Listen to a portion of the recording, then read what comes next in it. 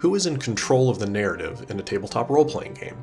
Is it the game master behind their screen with their notes, or is it the players with their character sheets, pencils, and dice? That question gets at the heart of today's design discussion, GM-facing versus player-facing rules.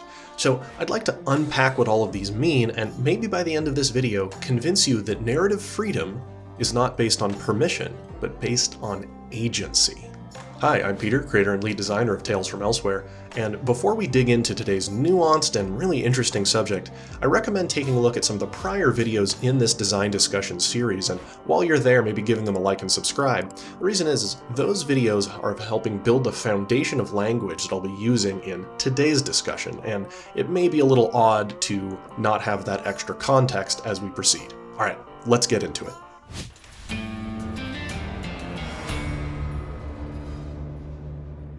And as always the case with these design discussions, despite me having maybe an underlying agenda on something I may want to convince you of, we're not here to actually determine the right or wrong way to play tabletop role-playing games. How you run a game at home is totally cool. You can take any system and run any sort of gameplay you want, and we're not here to dunk on that in any way. We're here to examine the rules themselves, the text on the page, and see how they can be used in different contexts. So let's define what we mean by something is facing the GM or facing the player.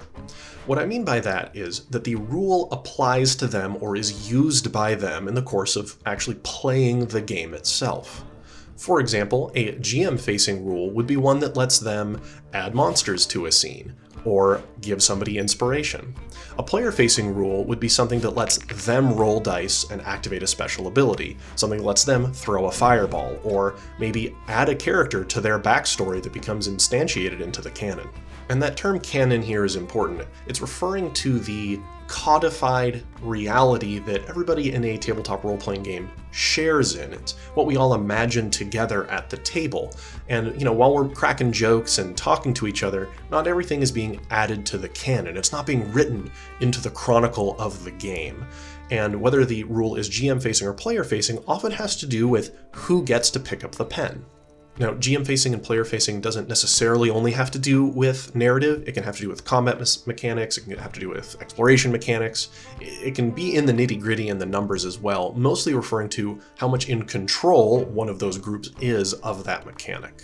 So let's dig into some examples of all of this, go through some permutations, involving also the idea of prescribed abilities and incentivization mechanics from a few weeks ago.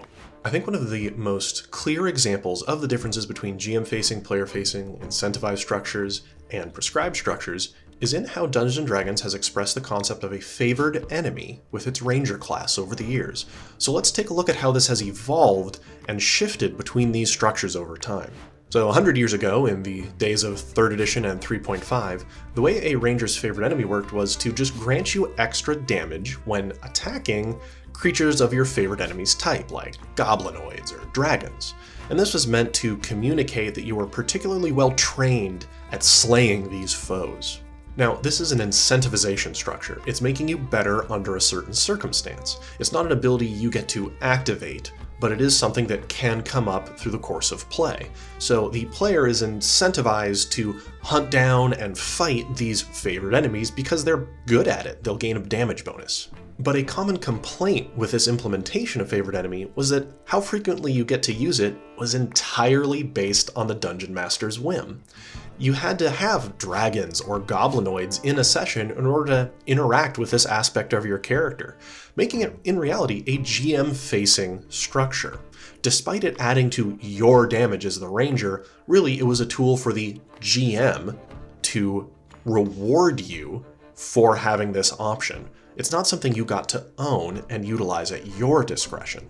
We're going to skip over 4th edition here and move straight into 5th edition, simply because the way the Ranger was implemented in 4E is just not analogous and not part of the continuum as much as 3.5 into 5E. So forgive me, 4E lovers out there, I do love 4E as well, but not exactly relevant here for this conversation.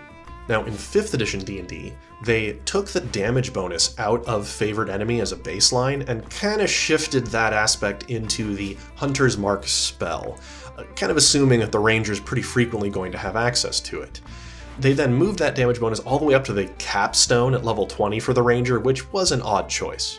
but by shifting the damage output bonuses that a ranger could activate into something that they can control, it took more of that weight out of the GM's hands and into the player's hands, at least as it relates to damage output.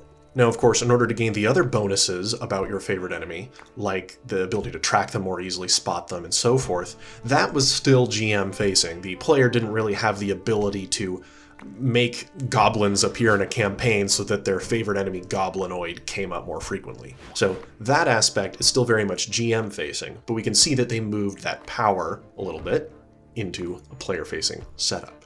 And now D&D 5.5 wholly moves much of the Ranger's prior GM-facing setups into totally player-facing ones. The favorite enemy is now just gaining access to free casts of Hunter's Mark, rather than actually picking a category of creature. Even their things like favored terrain are gone in place of a more generic, very good at exploring set of features. So they've taken what was GM-facing and moved it entirely into a player-facing structure. Additionally, these now are all prescribed abilities they get to do. The Ranger simply casts Hunter's Mark and gains the benefits they want. It's no longer an incentivization situation, where they gain a bonus when they meet certain criteria, when they get a trigger to occur. Now they activate certain things and gain that benefit immediately. But is that better? Well, I don't know about that. They serve different purposes, they tell a different story, and they place different emphasis in certain players' hands. Now, I personally am a fan of player-facing structures where they make sense. I like when a player gets to take ownership of aspects of their character and not necessarily wait for the GM to throw them a bone. But in the case of the Ranger, I feel like they may have gone a little bit too far into one end with the implementation of the Ranger in 5.5, because they've removed a lot of the interesting flavor that connected them to the world, to the creatures of the world and their prey. Now let's compare that to an edge in the Tales from Elsewhere Clockworld setting called Bloodlust.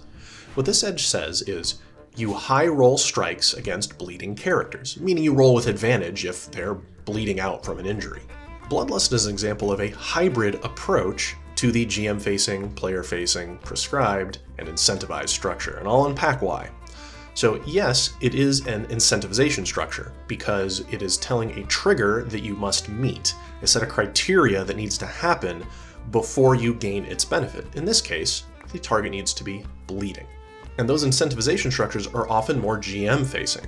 But in this case, because in Tales from Elsewhere, the players have a lot of access to things that make enemies bleed, whether that's knives or guns, it's something that the player can trigger themselves without having to wait for permission from the game master to do so. It's not like the presence or lack of goblins in a campaign controls whether or not I high roll strikes against them. It's simply whether or not I can trigger those bleed effects and then take advantage of them. And I find those kinds of structures interesting. They're player-facing but incentivized. It's giving the players a reward for coming up with synergies that they control. It's not permission-based, with the storyteller deciding to add in goblins so that my favorite enemy goblin ability can trigger. It's something I can set up or even coordinate with my allies to trigger.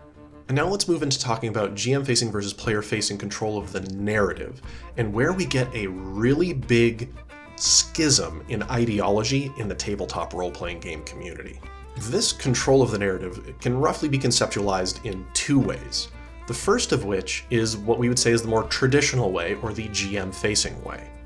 In this ideology, each player is the puppeteer of a single marionette. They have their character, and everything that they can do, every way that they can influence the canon, is limited to what that character could do diegetically within the game itself. So sure, they can throw fireballs and cast spells and swing swords, but all they can do is manipulate that puppet to influence the story.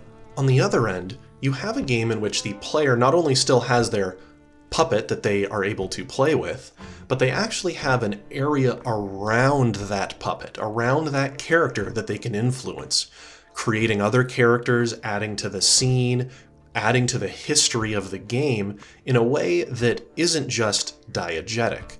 They are a writer of the story as well, even if they don't quite have two hands on the wheel like the game master would. And I know that second form rubs a lot of players the wrong way who have come from a more traditional GM-facing attitude. Like I said, there's nothing wrong with either of these approaches, but they are significantly different in their ideology.